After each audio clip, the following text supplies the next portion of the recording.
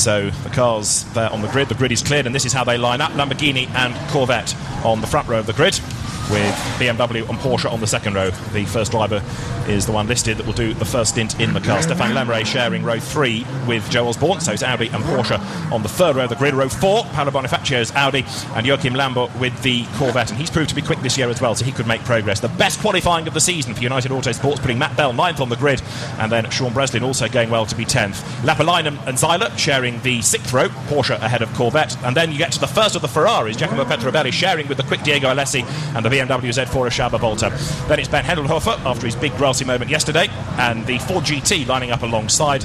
Audi and Ferrari on the 9th row of the grid, with Pierre Hershey after a spin yesterday on the inside of the row, and then the second UA Audi lining up alongside Jürgen Hering's Porsche. Luke Payard starting in the Aston Martin, only 2 Astons on the grid, with Thomas Akari lining up as the co-driver in that car, and then you see Corvette and Ford Mustang on the penultimate row, Aston Martin and Audi at the very back, and number 1 should fly in the second stint when Fred Makaviki takes over, and number 76 BMW, you can see there in the pit lane, it missed the qualifying session yesterday because the team was still repairing accident damage, and so that will start after everybody else from the pit lane. The car's released then now onto the green flag lap. It's a rolling start, so they don't stop on the grid again, they go straight into the race, and a great sight, Bruce, this, isn't it? Lots of colour, lots of different shapes and sizes, and of course cars making different noises as well. Yeah, indeed, it's for me it's brand new actually to look at this category, and it's very fun and great engines, big cars, V10s, Audi V10s are sounding amazing, and I can tell you that a rolling start on that long straight into the first corner, which is really tight, is going to be quite something. Absolutely right. We've had a number of people going off at pretty much every corner, I think, over the course of free practice and qualifying. There's Zach Brown giving you the thumbs up. Zach, who used to race in single-seaters many years ago, took a long time away from racing, has built up a good sponsorship hunting business in America, and is now indulging himself in motor racing once again with somebody that used to run him in single-seaters, Richard Dean, now looking after the team. Richard himself an accomplished racer, and the cars threading their way around the circuit then. The John Hugenholtz designed circuit, which traces its origins back to the late 1960s, when a permanent circuit needed to be built for motor racing in Spain. It's the only circuit in the area, although there are more and more circuits cropping up in Spain, really thanks to the efforts in Formula 1 of Fernando Alonso. And the track is very dirty as well, very windy today, as we can see, with the flags being shaked all around. And this is Marcus Paltala looking at his teammate with the thumbs up. And yeah, the track is very dirty, so every time you're going to change line or being side by side with another car, you might find yourself on the dust, on the sand, and it's the reason why we've seen so many cars running off yesterday. We look at the car number 32, Audi R8, starting at the back of the field. There is also to bear in mind within the championship success ballast that you get if you finish in the top 3 in the previous meeting, and that means that the car on pole position of Prince Albert von Thurn und Taxis, the Lamborghini, has 15 extra kilograms on board. Daniel Kalbitz alongside has 25, and the heaviest car is Joachim Lambert's Corvette that carries 40 kilograms, and certainly going uphill that's going to be a bit of a disadvantage.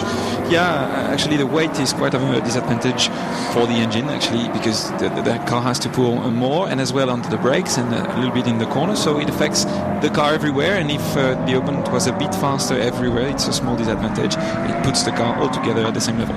So the cars now making their way up towards the line, and we are not going to go green. It's going to be another warming up lap look, because I think the stragglers were so far behind, this is going to be a bit messy potentially, because they'll accelerate out of the last corner and find the field still ahead of them. So we're going to have another formation lap. The race director is not happy with the formation of the start, and certainly at the back of the grid, the Tanzanian driver, which is Vimal Mehta in the Audi, still trying to play catch-up. So it was a rather untidy formation lap, and so they'll go round once more before we get to the start of the race. The leaders, I think, had done the right thing and bunched up and got in the side-by-side 2x2 formation, but towards the back they were all a bit messy. So the race director calls for one more lap, and the race not yet underway. The clock only starts once the lights go to green.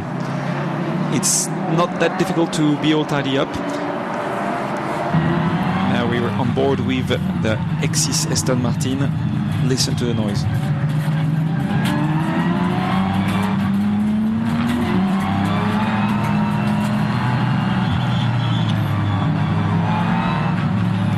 Not a very wide screen, but not a lot to see. As you can see, the windscreen at the front is very small, not very high, and that's to protect the eye of the driver from the sun as much as possible.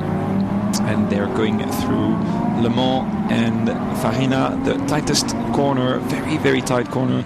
Very funny actually to drive because there is quite a bit of a banking, lots of grip, and it gives you a good traction, and you can take the power, put the power down very early. So this time around, I think we'll go green, and looking forward to a great battle in the first stint, but it's going to hot up even more, I suspect, in the second stint, when in most cases you get the quicker drivers on board. So up towards the completion of a second formation lap they will come, and the team's looking on. So the Lamborghini squad with a car on pole position, you're looking at the Audi team there, Michael Ammermuller, who will be very keen to get on board as soon as the pit window opens, and the pit window lasts for just 10 minutes, between 25 and 35 minutes of the race. So down through Tunnel they will come in a moment, and that will bring them then onto the main straight. But the BMW Z4 there, which has joined in from the pit lane and therefore starts at the back of the grid, the man behind the wheel of it, Patrick Söderlund, that car, as I say, damaged in the free practice sessions yesterday, and therefore was unable to get out for the qualifying session, hence it will start at the back. Now this time around it looks a lot tidier.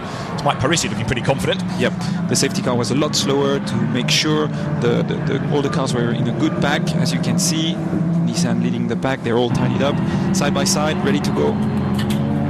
So down they come then, with the field properly bunched this time, and the race director, if he's happy, will give the call. Yes, he does, for the safety car to peel in. Speed builds then, the field accelerates up towards the line. It's round 5 of the FIA GT3 European Championship, which gets underway now with Nicholas Meyer-Melnhof on the inside of the big green BMW, trying to get alongside the Lamborghini, which he does, going down towards the first corner at Fangio, and he's going to grab the lead there. The big BM goes through down to second place, then is the Lamborghini of Prince Albert von Thurn und Taxis. In third place is going to be the Corvette, turning their way towards a very narrow corner. Are they all going to survive? Because there's not much room, but as they come out, for the first time, it is Meyer-Melnhof who leads Thurn und Taxis second, and it looks as though a demon start has been made by Matt Bell in the Audi, looking to see whether I can confirm that he's up into third place. Yes, I think he is.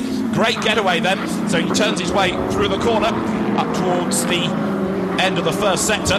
Field wriggling their way through. No, it's not Matt Bell, in fairness, it's the better placed Audi off the grid, Stefan Lemray, that's gone third. Matt Bell was good off the line, but not quite good enough to find a gap on the inside. So uphill, lap number 1, and it looks as though now Nicholas Meyer-Melnhof is trying to break away from the rest of them, just starting to creep away as this very, very varied field climbs uphill for the first time. Ferrari, Audi, then BMW, all squabbling amongst themselves, and Stefan Lemray up into third place now as the cars turn their way through the right-hander at the top of the hill through Portago, and then plunge down towards Bugatti for the first time. There's Stefan Lemray then in the Audi. He's coming under pressure. He wants to try and latch onto the tail of the two leaders. It's Meyer-Melnhof ahead of Prince Albert von Thurn und Taxis, then Lemray third. In fourth place for the front row, Daniel Karlwitz, making his way now up then towards the right-hander of Monza. Third and fourth, nose to tail at the moment, and Karlwitz looking for a way through, but at the moment the two leaders are getting away.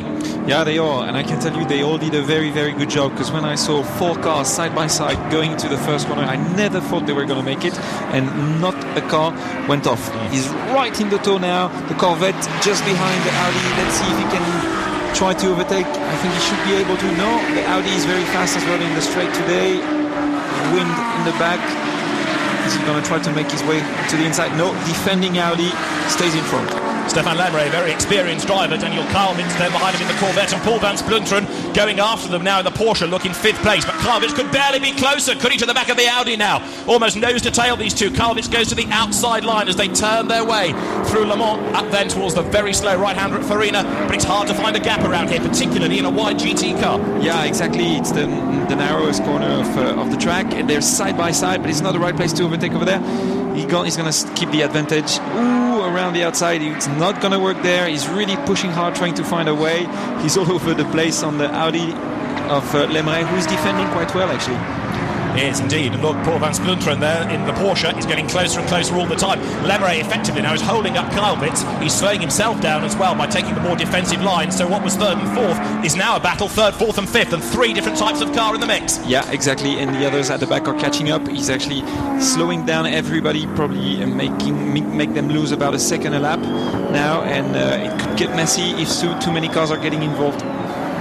I just wonder as well whether or not Prince Albert von Thurn und Taxis in second may be able to do something about the race leader, but this is the best battle going on at the moment. Third place man Stefan Lemray turning his way up towards the completion of the lap. He's got there right on his tail Daniel Karlwitz, then Paul van Splunteren, and behind them is Joachim Lambert. Despite the 40 kilos of ballast he's got to lug around, he's starting to close on this battle ahead of him. past the pits they go then now. Lemire just ahead of Carvitz. Van Splunderen next in the Porsche, and then behind them another battle is raging on because Joachim Lambert is taking Joe Osborne with him in the Porsche down towards the first corner. Was that a nudge? Carvitz goes to the inside, he goes through. The Corvette just finds the river. Van Spluntren's alongside of the Porsche, a wheel on the dirt, but he hadn't quite got the drive out of the corner. I think there was a bit of a push there. I'm not quite sure, but it looked like it. Stéphane Lemire was closing the door on the inside, but the Corvette found its way through. Good move, impressive move. Oh, the XC Aston Martin is off. That's Luc Paillard, who's had a big lose down at the first corner, and he's got to try and get through the gravel. Has he got the momentum? Come on. He's just, I think, going to get through the gravel bed. There's the tarmac. Yes, he finds traction once again.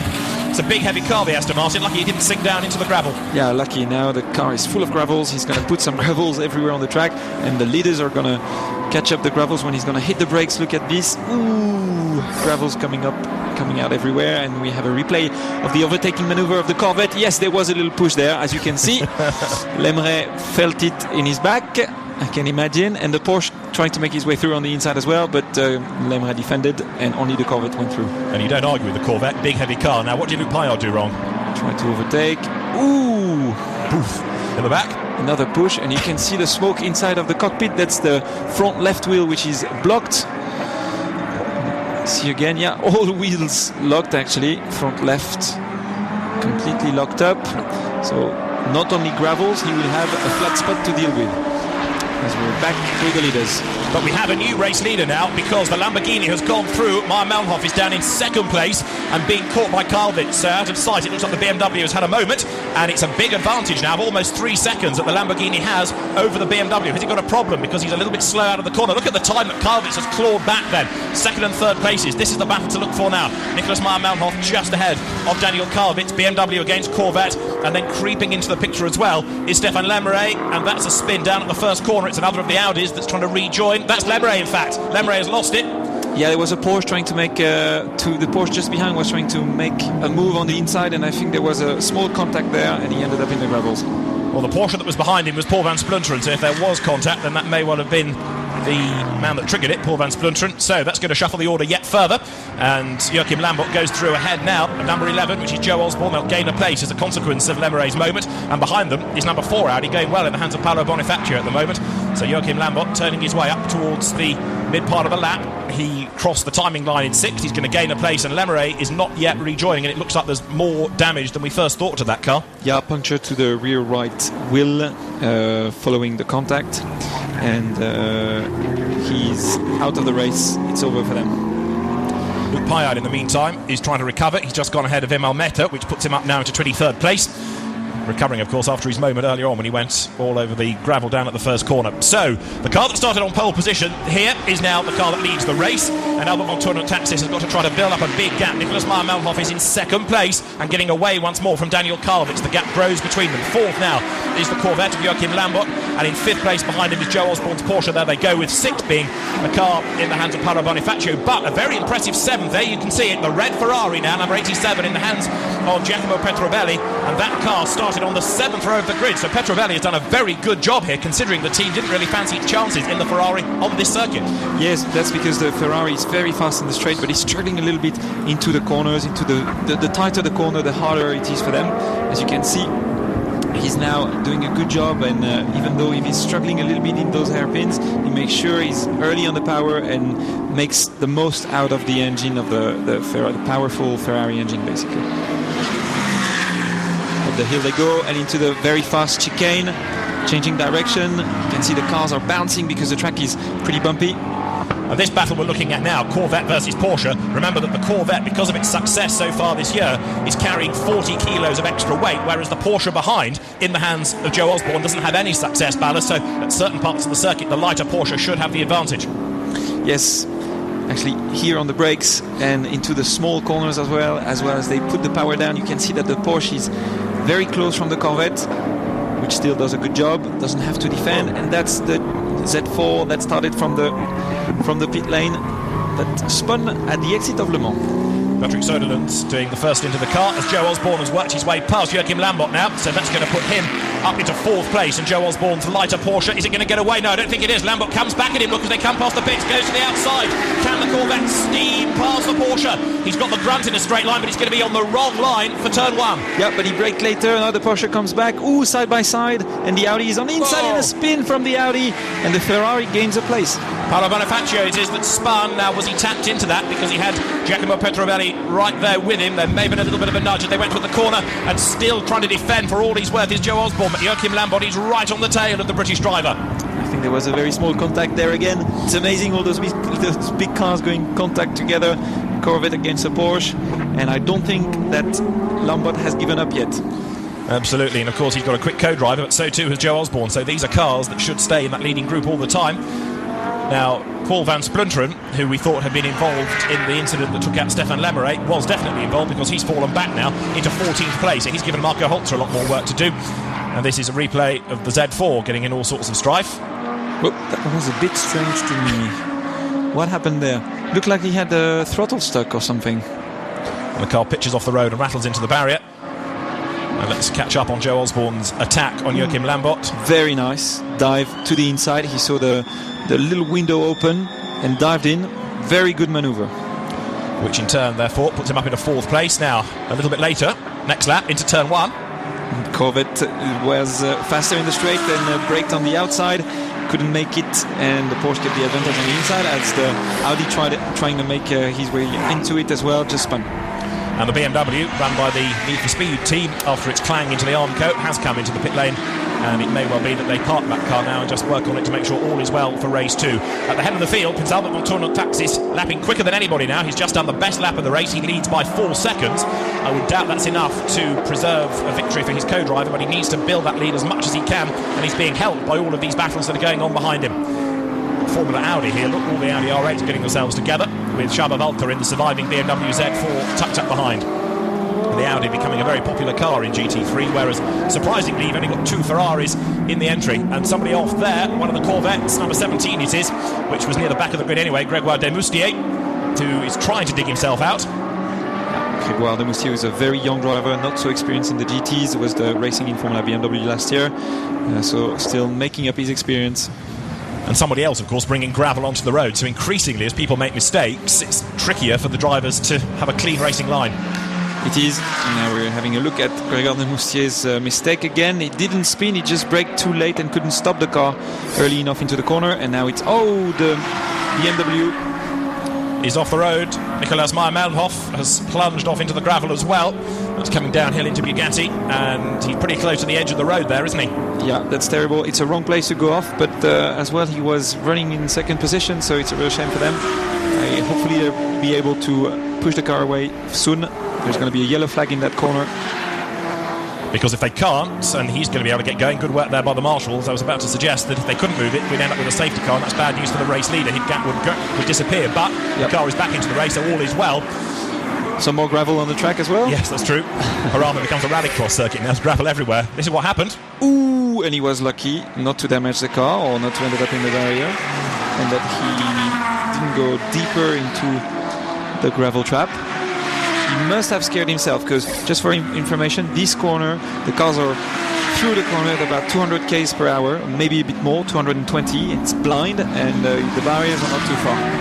Well, the car is coming into the pit lane, so maybe there is a problem which pitched him off the road. In the meantime, there you can see number 11 Porsche, Joe Osborne, who's worked his way now up from the 3rd row into 3rd place, and is going very well at the moment. Indeed, he is lapping on the same sort of pace as the race leaders, not quite quick enough to catch them, but he's trying now with clear road ahead of him to increase his speed and therefore reduce his lap time. Behind him in 4th place is the Corvette of Joachim Lambert, and in the pit lane, a rather frustrated Patrick Söderlund takes off his crash helmet out of the race. So this is the battle that's going on now for 3rd and 4th and 5th. Giacomo Petrovelli from the 7th row in 5th place. I know he's been helped a little bit by other people going off, but he's still catching the Corvette, isn't he? Yeah, he was slowed down from into the first corner from what happened with the Audi spinning just in front of him, and he's catching up again, so he's really fast, he's lapping quick, and he's all over the Audi in front of him now. And when Diego Alessi gets into that red Ferrari for the 2nd stint, a quicker driver again, then it will really fly. So it's going to be a fascinating second part to the race. A lot's happened already, and we've only had effectively 15 minutes of the race. It's a 60-minute race. The pit window open between 25 and 35 minutes for the driver change. Joachim Lambot getting even closer under the brakes at the end of the straight, doing a very good job. Ferrari very fast in the straight, and he's driving well just now. And of course now Petrobelli in the Ferrari is on the tail of the heavier Corvette, 40 kilos of ballast, and therefore it just won't be able to accelerate out of the slow corners quite so well, the weight ladening it down. Yeah, Petrobelli about half a second quicker on every lap than the Corvette in front of him, using all the curbs into the slow corners there and up the hill, blind corner again. What a great track to drive, really fun. And for many of these drivers, pretty much all of these drivers, first time they will have raced here. Many of the teams have never been here before. 2 1-hour free practice sessions and then a 20-minute qualifying period per driver, so they don't get a huge amount of time to learn the circuit. And it's the fast learners that will shine here. So Petrobelli in the Ferrari comes through. Good Audi battle going on behind him, where you've got Sean Breslin just ahead of the car run by Team Rosberg of Ben Hendelhofer, who had his big moment in the qualifying session yesterday, but he's recovered well from that. And tucked up behind as well in 23 is Matt Bell in the car that he shares with Zach Brown, from whom we heard before the race began. So Corvette, Ferrari, then Audi in this battle that is for 4th and 5th, 6th, 7th and 8th places. I think if on the next lap the Ferrari Petrobelli gets a little bit closer from the Corvette, he could be able to make a move at the end of the straight, because as we see, he's getting closer and closer. Having a look on the inside, the Corvette has to defend. They both make the first corner. Ferrari struggling a little bit with the traction, exiting the corner. The Audis are getting closer as well at the back. It's going to be a big battle with nearly 6 cars altogether, and that's over for the BMW Z4, I think. It is indeed. So the Petrocello Denver Soundtrack car is out of the race, and off the road is Joachim Lambot, who loses 2 places. Petrobelli goes ahead of him, so too does Sean Breslin. It could have been a whole lot worse as well. Matt Bell, look, has just picked off a place. He's put himself up ahead of the Rosberg Audi, the Ben Hendelhofer, so a real shuffle in the order. And you've also now got the Z4, the surviving Z4 of Jarama at the back of this little group. And it all started with the Corvette running too wide. Yeah, outbraked himself, ended up in the gravels. Ferrari goes through, Audi goes through. And now the United Motorsport Audi is there as well. It's broken the pack up just a little bit with all of that overtaking, hasn't it? So as they come down the hill, you've got now the... I can't see the Corvette. The Corvette has a puncture, I think. Yeah, you're right. They're not right back. Down. Yes. And that's probably a legacy of all of the gravel that's been brought onto the road, as much as him going off the circuit. So he's limping round, but this is a big, big disappointment for Joachim Lambot and Mike Parisi as we look at the Audi battle now, which is Matt Bell just ahead of Ben Hendelhofer, and the Ferrari trying to work its way through traffic as well, because the car of Vimal Mehta is being lapped, gets out of the way. Ooh, and the United Autosport Audi had to hit the brakes at the beginning of the straight just to avoid the back marker. Yeah, I think I may have been a bit previous when I said he gets out of the way. At times he's a bit wayward. Look, getting in the way of Jarama there. And the Z4 as well, nearly spinning under the brakes at the end of the straight to avoid the car. They all made their way through. That's okay.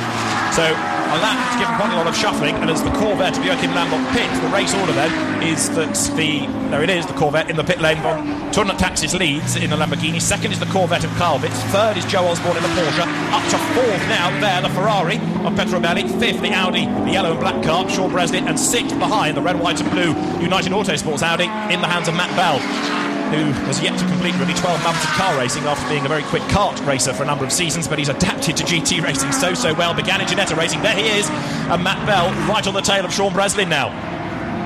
He's being caught once more by Ben Hendelhofer, so you've got the 3 Audi R8s run by different teams running together, making their way through the right-hander of Portago, and then plunging downhill once more. Matt Bell having to defend rather than attack now. Yes, because the 3 cars are together, and he has to look in his mirrors and at the same time try to find his way past the sister car just in front. They're all together. Very good. Actually, all the drivers' level is very much together, because you can see there isn't a big difference in any other cars. A little bit of a missing the apex for the United Autosport car. And there we go, main straight.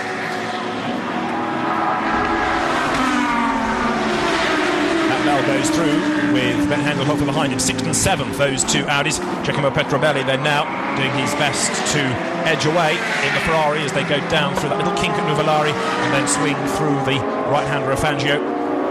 and into this very twisty next section of the lap. The pit window is not far from opening, of course, now. Those two Audis absolutely nose to tail. Matt Bell coming under huge pressure once again. Yeah, as you said, he's now having to defend more than to attack, and he needs to focus in front of him, just in front of him, and make sure he's lapping fast. He just made a small mistake again there. He's under the pressure, as you can see. Mistake that costed him about 0.2 of a second. He's braking as he goes uphill, and he goes off again. Another mistake. That's it. He's been overtaken. Hendelhofer goes past him, and there you can see the car that's currently running in a good third place, Joe Osborne, who last time through lapped a little bit quicker than the man he's chasing, Daniel Kalvitz, but he's still got the best part of 6 seconds to make up. It's not going to be easy for him to catch before we get to the pit stops. Matt Bell, then, having dropped back a little bit, losing a place, is now feeling pressure from Csaba Walter. So 7th and 8th is the battle now between Matt Bell in the red, white and blue Audi, and there the white, black and yellow BMW. Great looking car, that makes a very aggressive noise as well. Csaba Walter, the man behind the wheel a bit, and frustration for Joachim Lambert and Mike Parisi, and that looks like another retirement. Yeah, indeed, it is finished. Mike Parisi yesterday, who made a very good job, qualified second for the second race. Hopefully they will be able to put the car together back together for race 2. Let's hope it's not an engine failure. Well, they came into this race 8 points behind the championship leaders, Daniel Kalvitz and Christian Hernadel. That car is still going well. It's in second place, and of course Parisi and Lambert now out of the race, so bad as far as their championship hopes are concerned. A big knock for them in this first of 2 races at Jarama. Now, how's the Audi fight getting on? It's become more of an Audi BMW fight, hasn't it now, because Matt Bell is being pressured by Csaba Walter. Yeah, he's lost his concentration a little bit. He was under pressure from the Audi on the lap before, and now he's under pressure from the GT4. Let's hope he's not doing the same mistake again. No, he's doing a good job now. He really has to focus and get his head back together. We've got the British driver then ahead of the Hungarian driver, Matt Bell ahead of Csaba Walter, and this the race leader, Prince Albert von Turner-Taxis, with the BMW that of course chased early on, led early on, but now a lap down after its trip through the gravel. So the race leader with 10.5 seconds in hand at the moment. It's still not enough, I don't think, to maintain the lead after the pit stops, but Prince Albert von Turner-Taxis leads the way, and the symphonic sounding Lamborghini then accelerates up towards the end of lap number 14, and he's just building and building and building that lead. He's lapping quicker consistently than Daniel Kalvitz behind him in second place, but big frustration, of course, for Meyer Melnhof. There he is doing the same sort of pace, but a lap adrift after his moment earlier on. Yes, it's a real shame. He went off. Well, he kept the car together. He could have destroyed the car in that corner, which is extremely fast, but yeah, it's a deception for him. And down in 21st place is where we have the BMW now. So the race leader with 10.7 seconds in hand, and of course one of the cars that we've seen out of the race, sadly, is the Corvette Joachim Lambert. Let's join Abby in the pits. Joachim, what a shame. Corvette being so strong so far this season. Yes, we were fast in the qualifying, but we had a small problem with the accelerator during the race, and it's a shame because we were good and we're losing points for the championship, but I hope that the next race is going to be better. So Mike did a great qualifying run yesterday, so still hopefully the confidence will be high on the back of that for race 2. Yeah, we have some good hope about race 2, but we are very disappointed about this one because we were able to go on the podium again, and we're very, very disappointed. Yeah, I'm sorry for you. Thank you. You can feel that disappointment from up here, can't you? Just look so dejected with that. Yes, indeed. I think Mike Parisi must be feeling the same. He was so enthusiastic yesterday after qualifying. Let's hope they can put the car back together for race 2. Now, so far this year, we've had 1 win for Porsche, 3 wins for the Corvette, and Lamborghini leads the way now. So Albert von Turner-Taxis comes across the line. That puts 15 laps in the book. The pit window is open. So now they can, if they wish, make the driver changes. And so you expect the slower drivers to come in straight away. And Daniel Kalvitz does just that. He will hand over to the quicker driver, Christian Hernadel. So down the pit lane comes the Chevrolet Corvette out of second place. And this is where the order becomes very jumbled. Joe Osborne in the Porsche goes up in a second place now. He stays out. Jacopo Petrobelli stays out for another lap as well. In fact, so far, not that many takers for the pit lane, although we have just had coming into the pit lane Sean Breslin as well. So the driver change will take place. There you can see Daniel Kalvitz getting out, and Christian Hernadel will get in. very good job from the team to have called them just as early as that. They had to make sure they were not going to complete another lap, and they had 30 seconds since the window had been opened. So yeah, very good job from them, and it's probably going to be an advantage. Indeed so. The 33 Audi is there for Sean Breslin to give way to Chris de Jons. You've also seen the Z4 come in, the BMW for Csaba Walter, the Hungarian, to give way to the German lady, Claudia Hürtgen. Everybody has to make a pit stop within these 10 minutes, and you can see how busy the pit lane is now. Yes, it starts to be a little bit busy. Let's hope everybody finds his way out without being stuck in some traffic or behind a car. Oh, Christian Horner having a bit of a creepy start, but it's okay. He's gone now. And how's that for a dream car park? All those glorious supercars down there, Ferraris and Corvettes and Porsches and others to pit yet, like the Aston Martins, for example. Audi's in the mix as well. But Lamborghini staying out for another lap. Albert von Thurn Taxis, remember, he's quicker than his co-driver, so he needs to stay out for as long as possible and try and build a big advantage for Giorgio Sanna for that second stint. As long as he doesn't have any traffic, he will stay out there on the track. And as well, Christian Horner in the Corvette rejoined the track without any traffic in front, so it's a good strategy that has been applied from the team, and the Corvette has a free run to go now.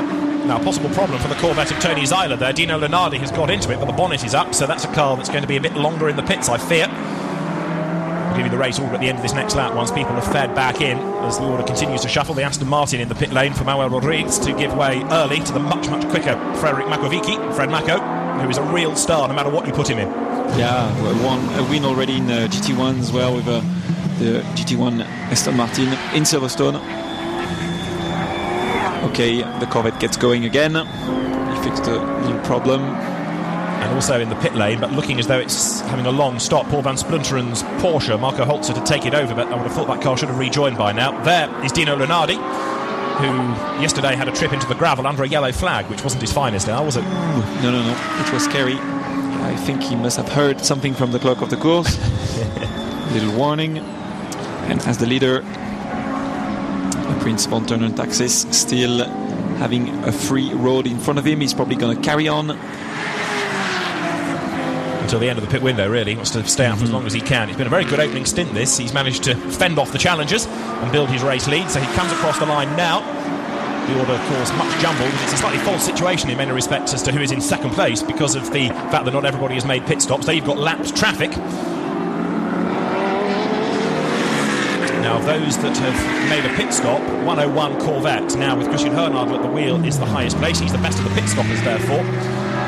As the United Autosports Audi rejoins, and you can still see the Van Splunter and Holzer Porsche sitting in the pit lane. So clearly, it has got problems as a result of that accident from earlier on when it tagged the car down at turn number 1.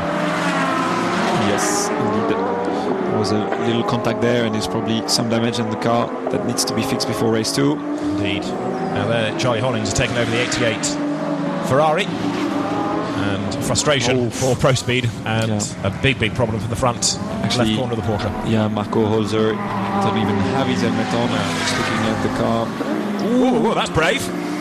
Very good move. Is he going to cross back again? No. Christopher Nygaard, number 14, has just taken over that Ford GT and is making it go much faster than his co-driver did, Mikko Escalainen, in the first stint. And Christopher Nygaard, another real star in a GT car, whether it's a GT1 or a GT3, hustling on and gaining a place. That was very opportunistic. Launched himself up the inside and took the place away from Charlie Hollings. And now Charlie Hollings being overtaken again. Nobody Audi on the outside. No, he keeps it ahead. Probably has to get used to the car and get some temperature back into the tyres.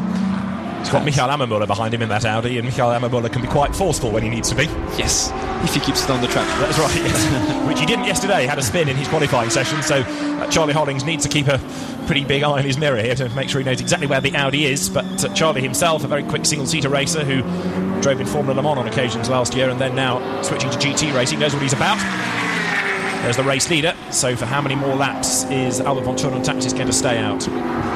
Giorgio Sanna, there he is in the pit lane, he's ready, suited and booted, but all he needs now is a car. Yes, probably another lap or another 2 laps, as long as the pit window open is not closed. So we're having a replay of the overtaking maneuver from the Ford. Very nice, a bit deep into the corner, but that was perfect. Charlie Hollings couldn't do anything. the Fisher Racing Ford then gaining a place. The BMW Z4 now in the hands of Claudio Hürtgen here, and he's running in 10th place at the moment with Marcus Paltela right up behind. So you've got two very quick drivers here, two different sorts of car, two different tyres as well. Dunlop ahead of Michelin. Marcus Paltela, very quick in karting many years ago, and has adapted to GT racing in the last few seasons very well. They're now hustling on in the surviving Pro Speed Porsche, the 61 sister car we've seen retire in the pit lane. Yes, back with the race leader now. And the Lamborghini, is he gonna come into the pits? Let's have a look. He probably has another lap to do if they want to push it to the limit. Yes, another lap. So he stays out. The advantage that he's got now is over Giacomo Petrobelli. It's over 20 seconds. Giorgio Sana says, where's my car? Not yet, Giorgio. Another lap at least. Of course, Giacomo Petrobelli staying out for a long time. He's doing a good job, but I would have thought that Diego Alessi would go quicker. That Charlie Holding still under huge pressure. Look, from Michael Ammermuller. Ferrari versus Audi. Nose to tail these two cars, and Charlie Holdings has really got to make that Ferrari so wide now. Yes, he has to defend. Well, basically, when he got overtaken by the Ford, he was just coming out of the pits, so that's why it was hard to maintain the advantage. But now he's getting back into the rhythm, and he's defending well. In the front, the Ford is making his way back up the field. Probably a contact, no. Ooh, side by side, and he makes it. To go ahead of the 22 United Autosports Audi that was started by Mark Patterson, and Mike Gouache has just taken over. Two American drivers then, and they're losing a place. So we're on lap number 20. We're almost at the end of the pit window. Only, 2.5 minutes and counting to go. There in the pit lane is the Giacomo Petrobelli Ferrari. Diego Alessi will take the car over, and that moves the Matt Bell Zach Brown Audi up into second place, because Joe Osborne's Porsche has made a pit stop. In the meantime, Philip Geipel there, number 12, Porsche almost running off the road, regularly to be found racing Lamborghinis in this championship, but for this weekend, switching to Porsche, and he's battling there with the 17 Graf Racing Corvette, now with former champion Arnaud Peyrol at the wheel, and Fred Mako, number 1, Fred Makovicki in the Aston Martin right there as well. Another great battle here between, of course, three different types of car. Yeah, and you could see how dirty and dusty is the track. The leader is back into the pits. He's there. The Prince von Texas is entering the pits.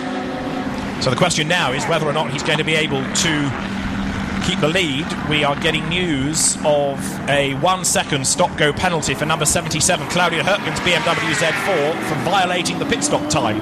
So I suspect that meant that he didn't stop for the requisite 45 seconds, and into the pit lane the car now comes. In fact, as you look at the race leaders handing over, and in a moment down the pit lane will be the current second place car of Matt Bell to give way to Zach Brown. So can the Corvette now come through and grab the race lead away from the Lamborghini even before the car is rejoined? Alba Montano Taxis being congratulated by the team for a job well done. The Argo Racing squad very happy with their man. He's won his own race so far. Yes, that's right. Giorgio Sana is strapped in, ready to go, but can the Corvette, as I say, get the lead? It's yet to get through to the end of the lap. It looks as though Giorgio Sana will go out ahead, but remember, he's not as quick as Christian Hernard, so whatever the gap is, it's going to shrink over the next few laps. Corvette making its way uphill now towards Monza.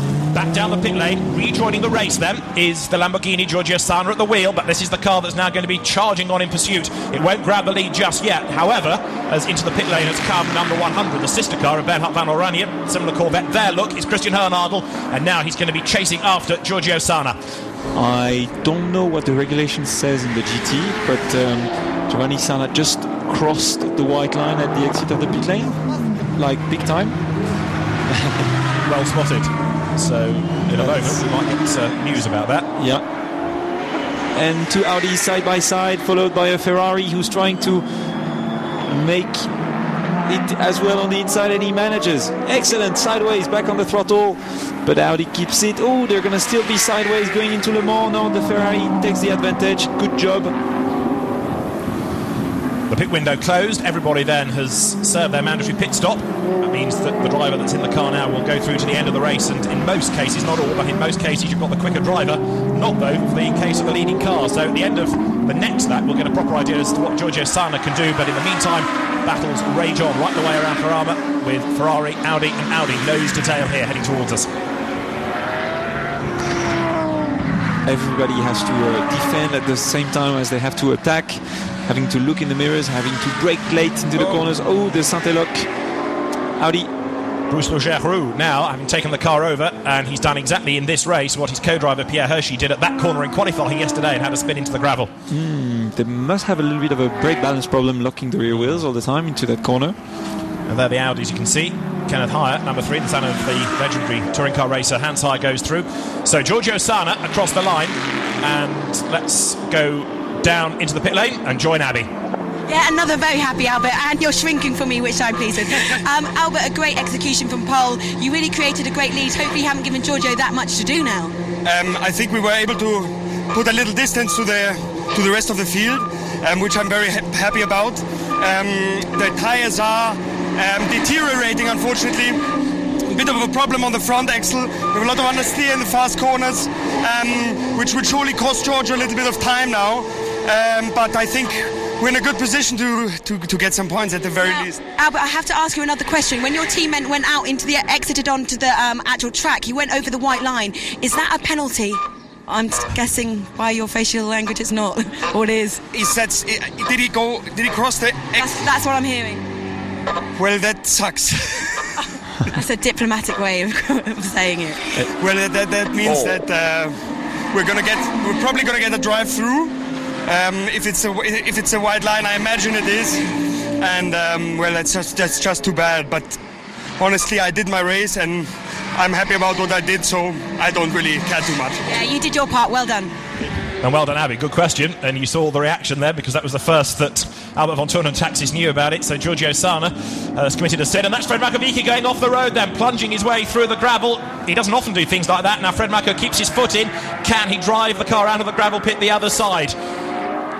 We're having a look at the replay. Ooh, big lock-up on the front left. Can't stop the car. It's funny because it's not the first Aston Martin that we see doing that. Exactly right. The same thing happened before. Just very bumpy end of a straight line. And on the bumps, maybe the car is a little bit unstable and you end up locking the wheels. Just to look at the gap between the race leader Giorgio Sana and the Corvette of Daniel Kalvitz is 8.9 seconds at the moment. Christian Hernadel, who's taken over from Kalvitz, is lapping 4 seconds a lap faster, so he's going to catch, that's no problem. This is the battle behind, look, plunging down now into the right-hander of Fangio, and you've got in third place Diego Alessi, but he's being held up by the Audi ahead. That's a back marker. So in third is the Ferrari.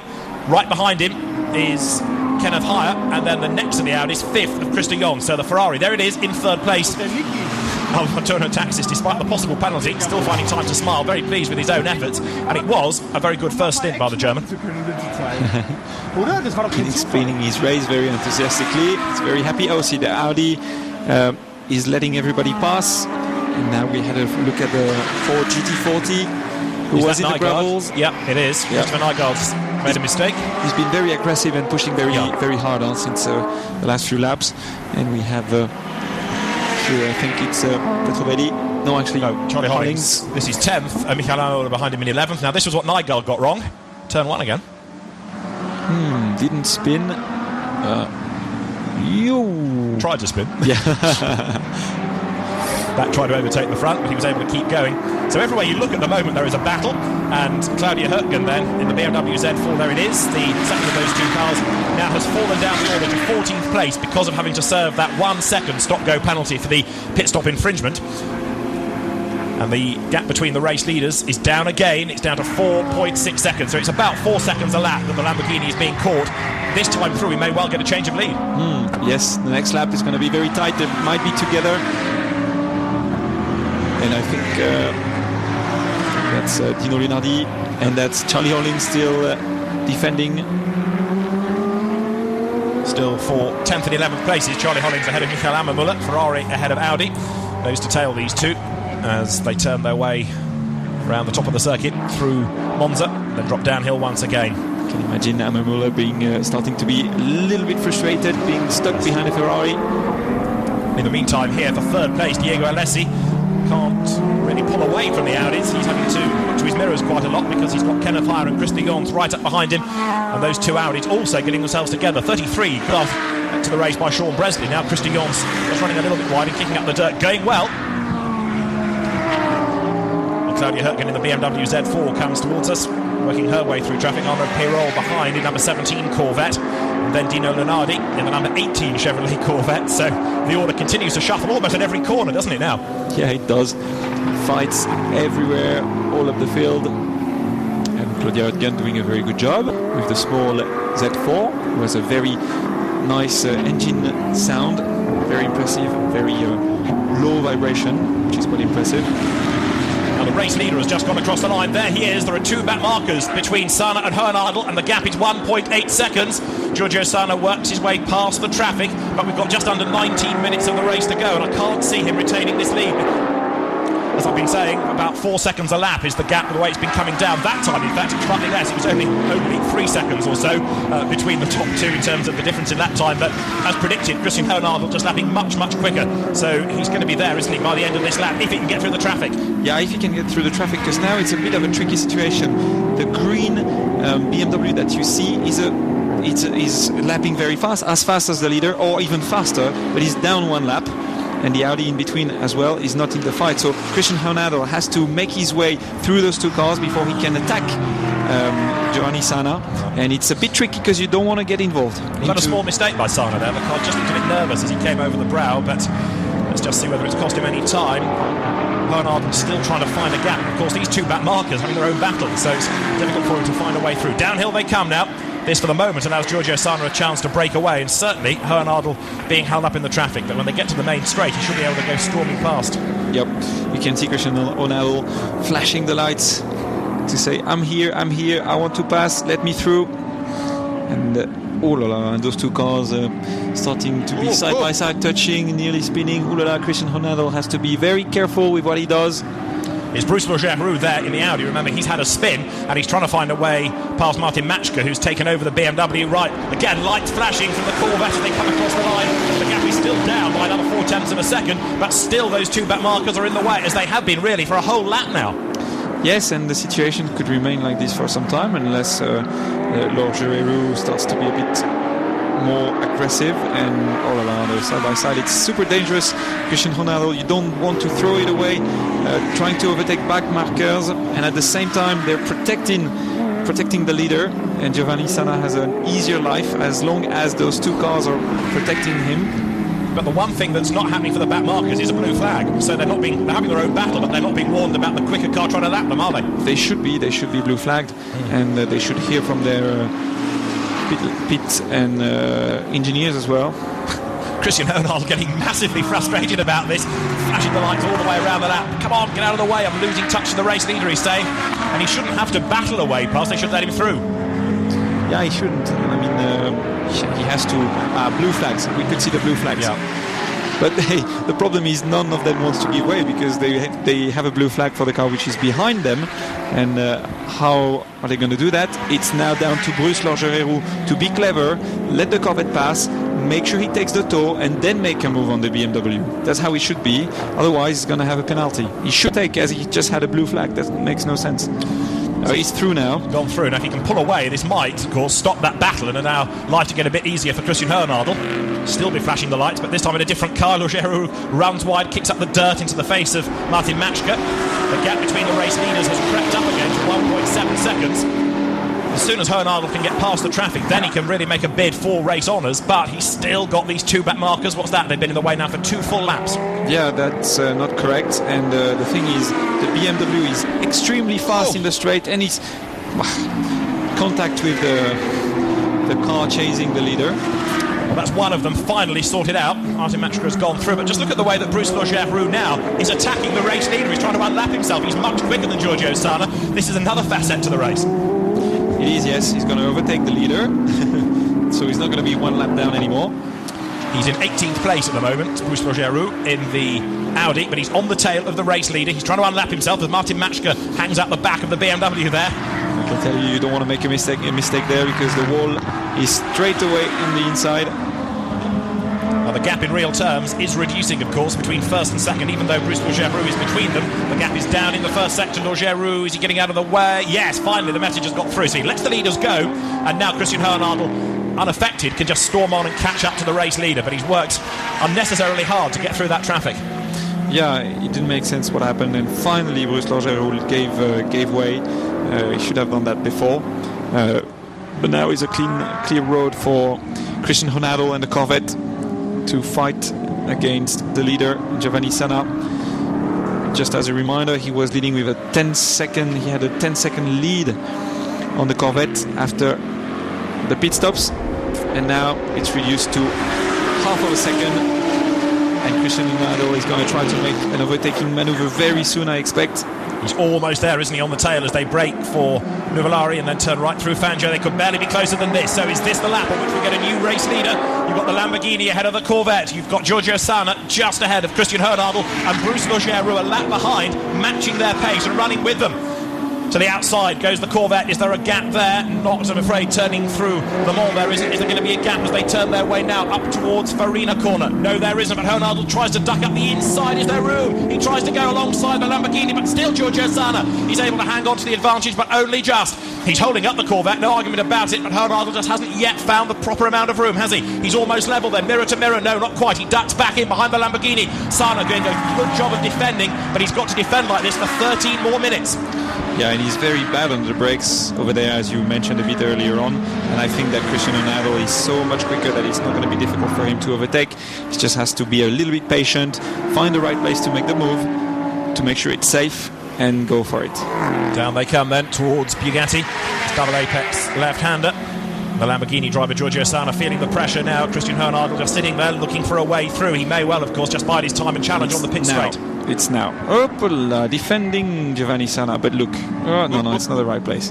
Almost a gap, and the frustrated Bruce Legeroux saying, come on, I can go quicker than you two, get out of my way. Oh no, you can't, you're leading and I'm a lap down. Here they come, through Tunnel, over the line. Is this where Christian Hernadel gets a chance to make his move on the race leader? Giorgio Sanna then in the Lamborghini leads, right there behind him in the Corvette is Christian Hernadel. They come storming past the pits now. Hernadel goes to the outside, there's this little kink of Nuvolari before they set the car up for Fangio, and there just isn't room on the outside there. What about coming out of the corner? Almost nudges the back of the Lamborghini. Can he duck up the inside on the power? Oh, no, Giorgio Sanna still. He's able to keep the advantage. I think he's going to try to overtake in the twisty bit just now because Giovanni Sanna is not so good on the brakes and he actually ends up braking on the inside, so he blocks everyone. So you can see Christian Ronaldo is side by side. You don't want to be pushed away. You should give him a little bit of a help at some point, if you see what I mean. He was almost level going through the corner, but just coming out, he hasn't, possibly because of the extra weight the Corvette's now carrying, he just hasn't quite got the grunt to level with the Lamborghini. What about here? No, can't find a way through. Giorgio Sanna defending for all he is worth. 11 and a half minutes of the race to go, and again there, the Lamborghini looking nervous. Yeah, because you need to put the steering wheel straight before you hit the brakes with that car, and if you don't, then the car is moving all along the braking area, braking zone. Going into this fast corner, Christian Ronaldo frustrated again, can't carry the speed because he has a car in front.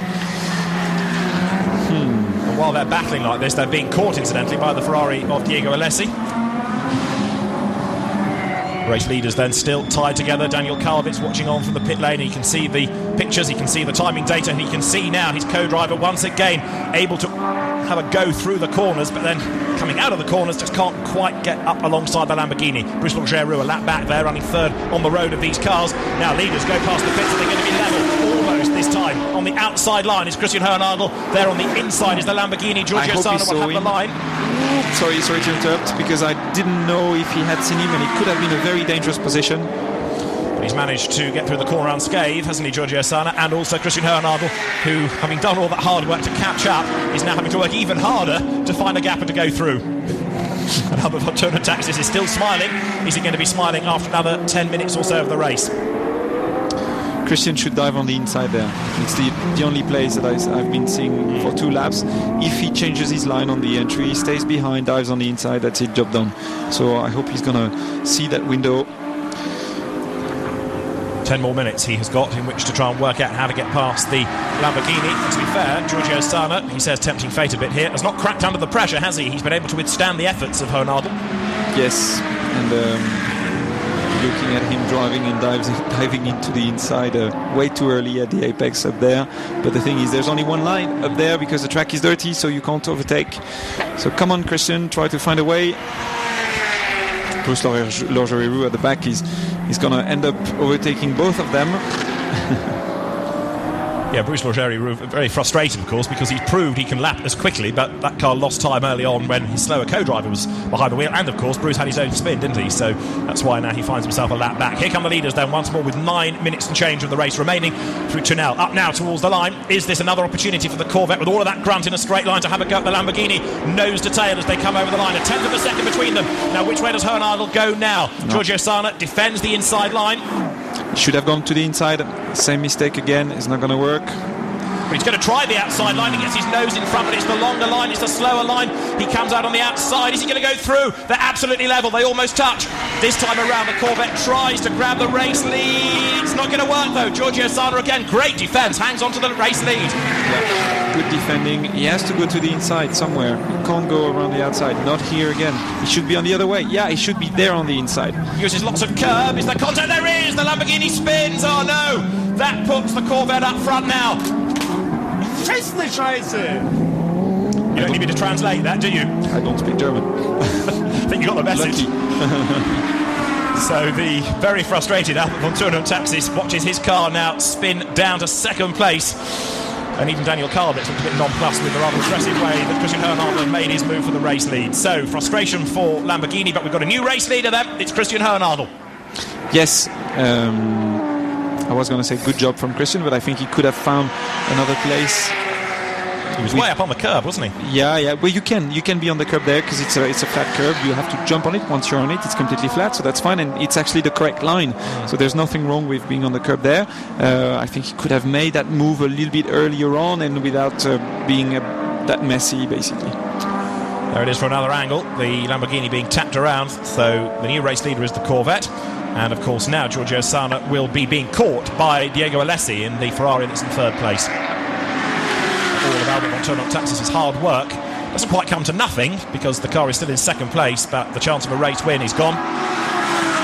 Of course he won the race and he also put the car on pole position. So this now is the battle that's going on for second place. Look, because it's Lamborghini ahead of Ferrari and Diego Alessi is bringing 2 Audis along with him. So now second, third, fourth and fifth together. 4 cars running as one group.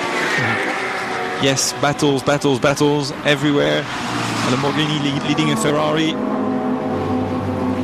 I think a word with the Corvette team may be about to happen here. Still thumbs up. Absolutely. Still smiling. What a good character. Now is Bruce Logeri going to try and unlap himself now from the Corvette? He's not going to spoil a leading battle, is he? So he could afford to nip through. And Christian Hernadel now with an advantage of 7.5 seconds, but who is going to be in second place come the end of the race? Is it going to be Lamborghini? Is it going to be Ferrari? Is it going to be Audi? The Lamborghini now looks as though some of the sting has gone out of its race. Yep. Out of sight, the car's had a spin, so it's dropped further down the order, I'm afraid to say. Number 25, though it is, so Giorgio Sana is not going to get the car near the podium at the end of what initially looked like a pretty good effort. This is the replay of the spin. Diego Alessi goes to the inside of the Ferrari. Same again. Yeah. But the thing is, Giovanni Sana's line is a little bit strange through that corner, and he leaves such a big gap or a big window on the inside that everybody is going to want to dive in, and that's what's happening. And then he closes up again, and there's a car there inside, so that's why. And Diego Alessi in the Ferrari delayed himself in all of that. He lost places, you saw, to Audi. So we're into the last 6 minutes of the first of 2 FIA GT3 European Championship races. From Jarama across the line goes Christian Hernadel, who leads the way, and he's out on his own in real terms. Ignore the Audi behind him, it's a lap back, despite the fact he's running at the leading pace. Up into second place, though, now is the Audi. There it is of Kenneth Hyatt. And the incident between number 25, which is the Lambo, and 101 Corvette is under investigation from the race director and the stewards. So the race order now has, as I say, the top 2 being Corvette ahead of Audi, and this is the fight for third. Diego Alessi in the Ferrari, just ahead of Christopher Jans in the Audi R8 LMS, tucked up behind him, and the Lamborghini now is down in 5th place after those 2 spins. But not a great surprise, I think, that the stewards want to have a look at the way the lead changed hands.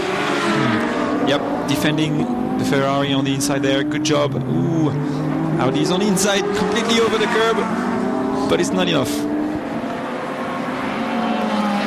Up the hill they go, which is flat, up to 220 kilometers per hour for the Ferrari. Same for the Audi, through the chicane, changing directions. So as this battle for third place rages on, let's cross back to the pit lane and hear from Abby. Daniel, what about that overtaking move? Did you think it was fair? Yes, I think it was fair. My Christian was on the inside, and the Lamborghini was going to the inside, and then he spin. I think it was fair, but yes. Well, you've got the lead now, so that's a good thing. Yeah, that's good. But I have seen that we are now on the investigation, and I hope we can win the race now. And yes, it's a really difficult track to overtaking, so that was the only chance. But we must overtake. So. Well, they're heading for a second win of the season, potentially. One win came at Silverstone in the second race, and they could be on for a win, all being well, in this first of two races at Jarama. Diego Alessi, they're now in third place, starting to creep away once more from Christian Jons. Their fifth look is the Lamborghini. Giorgio Sana comes through in fifth place. And this is the replay of how Honardel grabbed the advantage, Bruce. Yeah, well, I think he was lapping 4 seconds a lap quicker. Yeah. So anyways, it won't change he would have overtaken anyways somewhere. But Giovanni Sana is a bit strange what he does with his lines, and we saw that it happened again the next lap, exactly the same thing. So they should put the other incident under investigation as well. And I think there's nothing that should come out of this, because he was lapping very, very slowly with a bit of a strange line. So I hope that the Corvette and Christian Honardel, who's now leading, keeps the lead, because it's well deserved. And Bruce Legerie-Roux has gone through now to unlap himself. But is he going to gain further places before the end? I rather doubt, looking at the fact that he's got all that clear real estate ahead of him.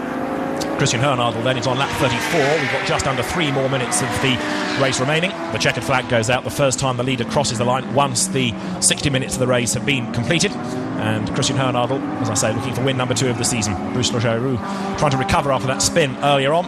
But Corvette's looking so strong. Remember, we've already had 3 wins by the Chevrolet Corvette this year out of 2 different teams.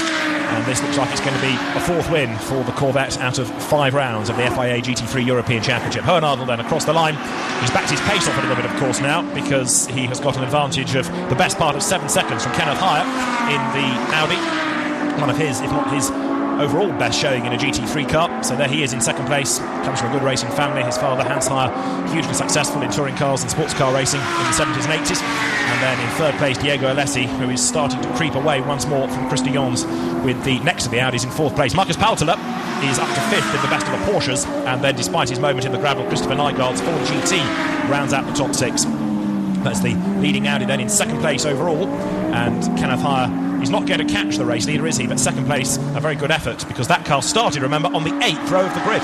So that's a very good race, very strong to jump up the field as much as that. And as you could see, there is so much rubber and dust all around the track. They really have only one line. That's why it was so hard for Christian Honardel to make a move as well. Now we are with Alessi, sorry, still in 3rd place, still defending. And he's got traffic ahead as well. Now this is Christopher Nygaard in the Ford, trying to find a way past Marcus Paltela here. So you've got 2 drivers that split their time between GT3 and GT1, 2 different types of car as well. Porsche versus Ford, nose to tail, and 2 real hot shoes here. Now Christopher Nygaard's pace suggests that he might be able to get past Paltela, but Marcus knows how to defend. Yes, he knows. Very consistent. He's dealing with the pressure very well, even though he's being pushed. They were side by side. He still keeps the lead out of the 2 cars, defending still.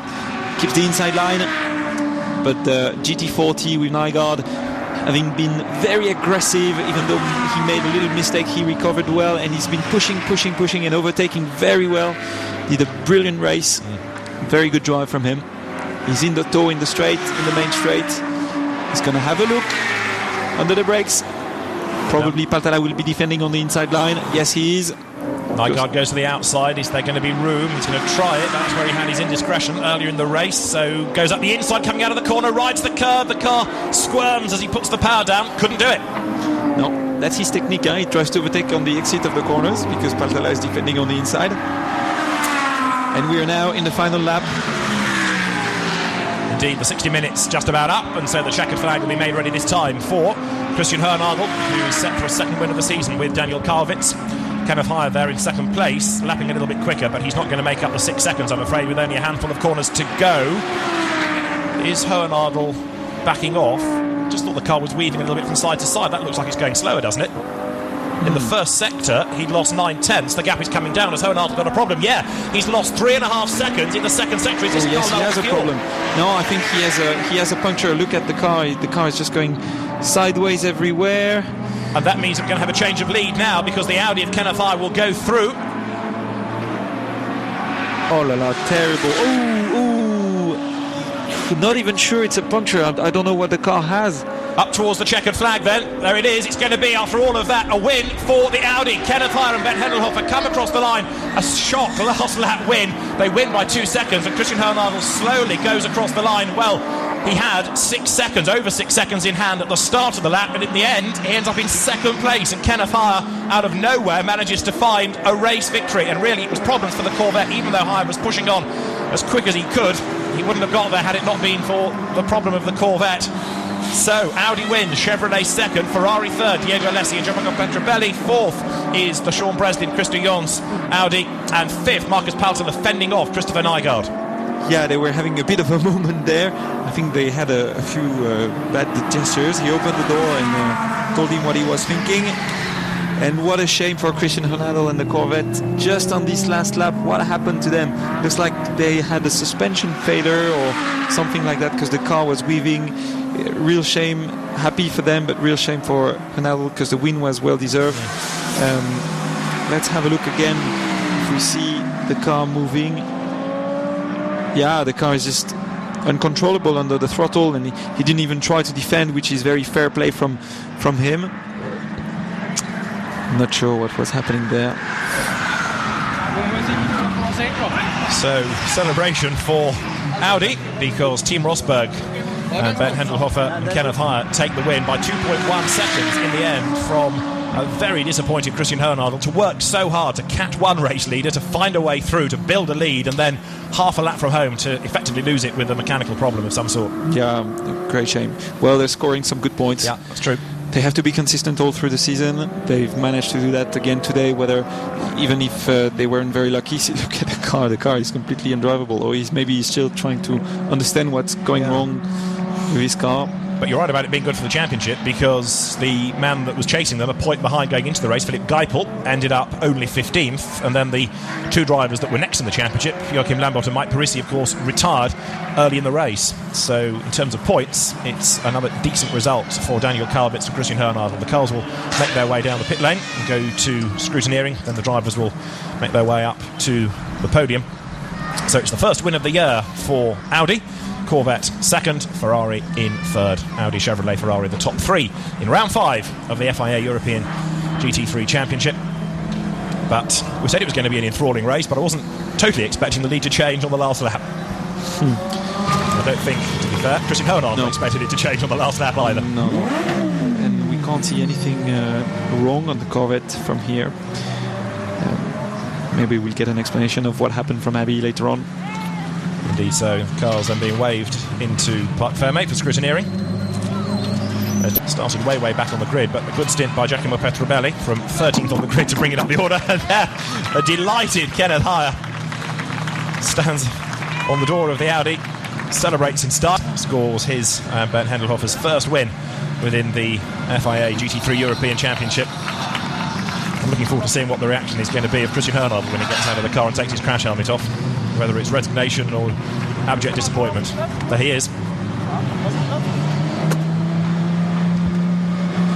So, the two German drivers still congratulating each other, each other. That's good. And the Italian Diego Alessi there in the background in the Ferrari overalls. Good job from him, huh? Yeah, it was. From both of the teammates on the Ferrari, they did a very good job. So, Ben Hendelhofer and Kenneth are the race winners. Crash helmet off in a moment from Kenneth, who we saw initially racing in Belcar and Belgian GT. Then he switched to the European Championship with more experience under his belt, and is a driver that improves all the time. Okay, one picture together. And it's going to be a quick photograph of the winners, and then we'll hear from them with Abbey. Yeah, there's so much celebration going on here. Kenneth, congratulations. Fair to say, it was a little bit of a surprise win. Yeah, very surprise win. No, my radio wasn't working, so I don't know if I was third and fourth with the Ferrari, so I want to attack all the race. So, but I don't know that we are fighting for the third place. So it was only amazing for me. And then in the last 2 rounds, first the crash between the Ferrari and the Lamborghini, I think. And then there are more luck than that the Corvette has a problem. It's not possible. It's a pity because Christian and me were big friends, but today he gave me the win. So yeah, friendship goes out when it comes down to racing. But Kenneth, what did you think on that last lap? Because he was about 6 seconds in front of you, and did you just see him slowing up? Did you know what the problem was? Yeah, I don't know because the radio was not working. I'm just seeing him in the last 3 corners. We're getting slower and slower, and then I say, okay, push. I thought he had a puncture or something, but I think he has something problems with the engine or something. I don't know. Well, so it's all about points, and you've got the points, and congratulations. Thank you. So very surprised Kenneth Hire, but a very pleased Kenneth Hire as the race winner. And good for the championship as well to have a different manufacturer scoring a win, another brand represented as the winner, and that's Audi. So Ferrari driver Diego Alessi. Maybe Christian Horner was actually shaking his car to get some fuel out. Yeah, not too bad. Would make sense. Let's see if we can find out. Let's rejoin Abby. Well, Christian, what an eventful race. First of all, I want to talk about the overtaking manoeuvre on the Lamborghini. What is your take on that? There was contact. Did you think it was a fair move? I think I'm not in the position to decide that. So it was a big fight. He was much slower than me, and we see. I was not my opinion to turn him around. So I'm turning in. He was outside, and I was inside, and he's turning in, and I take my line. But yes. Sorry for that. But Christian, you were so aggressive. You were always on the attack. And then that last lap, what happened? Yes, all the weekend we suffered on the fuel pressure pump problem, and I think it's coming back. So I'm very lucky to see the finish line. So for us, it was a hard race, really hard race, and actually we are very happy to get that point and for looking for the championship. But was it a problem with the car on that last sector? Yes, it was the fuel pumps. We have all the Okay, well, we need to speak to Thank you for driving into my car, Christian. This is crazy, this Perk family. There's so much going on. Last thing I'll just say then, I spoke to Kenneth. He said that you were good mates. He almost thought that you gave him the win there, but obviously friendship comes out when it comes to racing. So are you slightly disappointed with the second place, or will you just go hard now into race 2? No, I'm absolutely not disappointed. We have, in that case, we have a really big problem. I was very lucky to see the finish line, and finally we get 80 points for the championship, and that's the goal for the whole season, and I'm very happy for this first race. Okay, good, thank you. And where would GT3 be without Albert von Thurn und Taxis, who is a major part of all of this, isn't he, whenever there's a camera nearby? That's Hans Hire with the Tyrolean hat, Kenneth's father. Well, let's have another look at exactly how Hernadel got the lead. Well, yeah, there's not much to say. I mean, Sana goes from the outside, from one corner to the outside of another corner, where he should have stayed completely inside and defend. That's it. So Christian Hernadel is okay for me.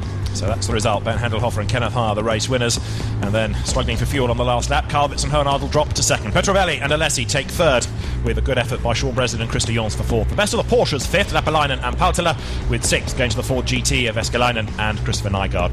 Lamborghini ending up seventh, von Thurn und Taxis and Giorgio Sana. Eighth for the Bonifacio Ammermuller Audi, ahead of the second of the Chad Racing Ferraris of Damien Chavariak and Charlie Hollings, and to round out the top 10, the BMW of Schaber Walter and Claudia Hertgen. The Graf Racing Corvette of de Mustier and Perol finishing 11th, and then the United Autosports Patterson Gouache Audi in 12th. Behind them, the sister car, 13th of Matt Bowell and Zach Brown after a moment early on in the race. 14th, the Corvette of Bernhard van Oranje and Marius Ritschkes. 15th, the Milner Porsche, Philip Geipel doing the second stint. And then behind them, the Pierre Hershey, Bruce Rogerie-Roux Audi in 16th place. 17th is where you find the next of the Milner Motorsport Porsches. Joe Osborne's good stint, not coming to anything. Gilles Vanderlei dropping back towards the end. For the back of the grid, Wimar Meta and Sean Breslin. 18th, the BMW of Matschke and Meyer Melnhof. 19th after a trip in the gravel and into the pit lane. Ultimately, it was the Zyler Lunardi Corvette with problems as well. The Aston Martins were in the walls and in the gravel. 21st for Rodriguez and Makovici. And we lost Van Splunderen and Holzer, of course, into the pit lane. We lost Payard and Ackery's Aston Martin as well. And with its engine dramas, Lambert and Parisi retired early on, as did the second of the Z4 BMWs, and an early retirement with damage, Stéphane Lemeray and Greg Franchi.